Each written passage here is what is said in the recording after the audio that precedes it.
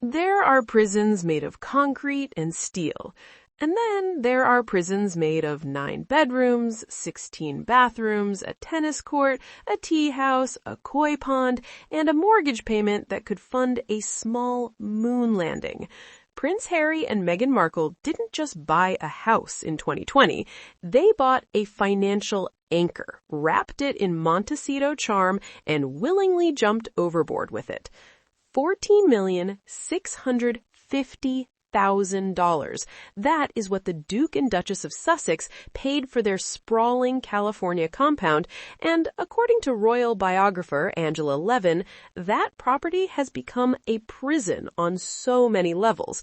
And here's the thing about prisons. They are very, very expensive to escape. Quick favor before we tour this gilded cage. If you enjoy watching billionaires discover that money does, in fact, run out, hit that subscribe button. If you just did that, you are officially part of the A-list inner circle. Now back to the unraveling. Let us talk about what $14.65 million actually buys you in Santa Barbara County, because the number has become abstract, just another headline figure in the endless Sussex saga. But this is not abstract. This is 14,500 square feet of Italianate architecture planted on 7 acres of some of the most expensive dirt in North America.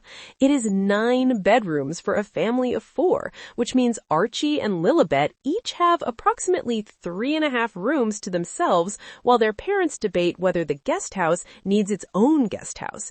It is 16 bathrooms, which is not a home, but a municipal water district. It is a swimming pool, a tennis court, a home theater, and spa facilities so extensive that Meghan once described the property as a place where you walk in and feel, and I quote, joy, and exhale, and calm. It's healing. You feel free. Free. That is the word she chose. And yet, 5 years later, the palace gates of this particular freedom have started to look an awful lot like bars. Because here's the mathematical reality that no amount of aromatherapy sage honey can sweeten. The couple's combined net worth sits at approximately $60 million. That is real wealth by any standard. That is dinner with Oprah money. That is we never have to work again money if you're sensible, invest wisely, and do not develop an inexplicable addiction to Japanese tea houses situated next to ornamental fish ponds. But here's the catch, and it is a catch the size of a Montecito property tax bill. $60 million is not dynastic fortune. It's not Saudi oil money. It's not even Kardashian money. It's we have to keep working money, dressed up in cashmere robes and pretending otherwise. And the working part, that is where the wheels have started to wobble. Let us break down what it actually costs to be Harry and Meghan in 2026, because this is not a lifestyle. This is a small corporation with a headcount, a security detail, and very high overhead. Security alone, according to experts, runs somewhere between $2 and $5 million annually. $5 million a year to ensure that no one photographs the children playing near the koi pond. Staff costs, nannies, housekeepers, gardeners, assistants, the invisible army required to keep a 14,000 square foot estate functioning, add another $400,000 minimum. Mortgage payments? $641,000 annually. Property taxes? Not even calculated in most estimates because the number is too depressing. And then there's the small matter of Frogmore Cottage, the UK residence they renovated for $4.4 million of taxpayer money before repaying it in what was either a noble gesture or a legal necessity, depending on whom you ask. Add it all together, and Daniela Elser has estimated that since stepping back from royal duties, Harry and Meghan have lost or spent approximately $22 million. $22 million. That is not a budget overrun. That is a fiscal black hole wearing a caftan. Now, here's where it gets interesting, because the narrative you will see splashed across tabloid headlines is simple. Harry and Meghan are broke, their empire is crumbling, they're cutting staff and canceling projects and desperately hunting for a lifeline. And like most simple narratives, this one is both true and not true at the same time. They're not broke, they have $60 million. They own real estate that has appreciated significantly since 2020. They have a renewed Netflix deal, albeit on less lucrative terms than the original $100 million behemoth. Harry's memoir, Spare, reportedly earned him a $20 million advance and continues to sell. Meghan's lifestyle brand, As Ever, is releasing products, most recently a $64 gift set containing a leather bookmark, a jar of honey, and peppermint tea that sell out in under 30 minutes. So what's the problem? The problem is revenue is volatile, erratic, and increasingly unpredictable, while expenses are fixed, enormous, and utterly immovable. You can't negotiate a lower mortgage with Bank of America because your podcast got canceled. You can't explain to the Montecito tax assessor that your Netflix output has underwhelmed industry expectations.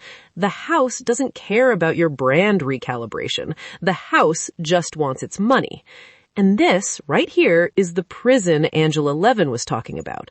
The Montecito mansion was supposed to be freedom. It was supposed to be the physical manifestation of their escape from the gilded cage of Buckingham Palace, the proof that two people could walk away from a 1,000-year-old institution and build something better. Instead, it has become the reason they can't stop. They can't take a year off. They can't retreat, regroup, and reconsider.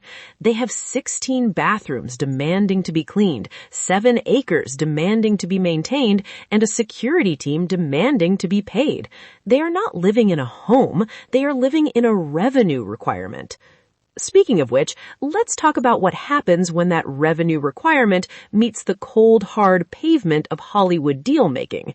In 2020, the Sussexes signed a $100 million pact with Netflix that was supposed to transform them into the Oprahs of the streaming generation. 5 years later, the deal has been renewed, but the terms are different. Industry insiders suggest the couple now operates under a first look agreement rather than a massive upfront payday. Translation, Netflix is no longer writing blank checks. Their Spotify partnership, worth an estimated $18 to $25 million, produced exactly one season of Meghan's Ash Types podcast before being unceremoniously axed. Royal expert Angela Levin, never one to mince words, recently told The Sun that the couple's value isn't as high as it once was, and that people are fed up with them now. A PR executive went further, branding them delusional and pointing out that their narrative about their own success doesn't match the actual performance of their projects. And then there's the great American Riviera Orchard fiasco. Meghan's initial lifestyle brand, announced with considerable fanfare, quietly imploded amid trademark disputes and legal complications. The rebranded As Ever has launched successfully, but at a scale that is frankly dwarfed by the couple's overhead. A $64 gift set sells out in half an hour, which is impressive for a small business, but less impressive when your annual security bill could purchase approximately 78,000 such gift sets. The math is not mathing. But perhaps the most damning evidence of the Montecito prison comes not from the couple's bank statements, but from their production choices.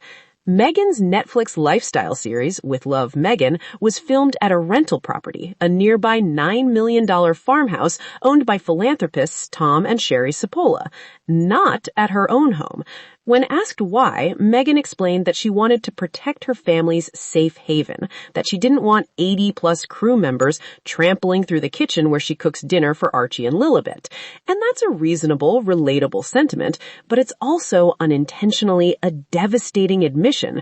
Her home is so central to her brand identity, so frequently photographed and discussed and speculated about, that she can't actually use it for the work that funds it. She is trapped in a cycle where the thing she needs to monetize cannot be monetized because doing so would destroy the very mystique that makes it valuable. That is not a safe haven. That is a museum where the curator is also the exhibit. And here's the irony that would be funny if it weren't so expensive. Just a few miles down the road, another Montecito mansion, a 13,600 square foot Spanish-style estate at 888 Lilac Drive, has spent the last 4 years rotting on the market. You might recognize it. It's the house where Harry and Meghan filmed their Netflix documentary, the one everyone mistakenly assumed was their actual home. The owners originally listed it for $33.5 million in 2021. They dropped it to $29.99 million. They delisted it, relisted it, watched offers fall through, and generally experienced the real estate equivalent of watching paint dry in hurricane season. Finally, in February 2026, after more than 4 years of humiliation, the property received a contingent offer. 4 years. $30 million. 0 buyers. That is not a housing market problem. That is a Meghan and Harry adjacent property curse. And it raises a deeply uncomfortable question for the Sussexes themselves. If they ever need to sell their own $14 million compound, who exactly is buying it?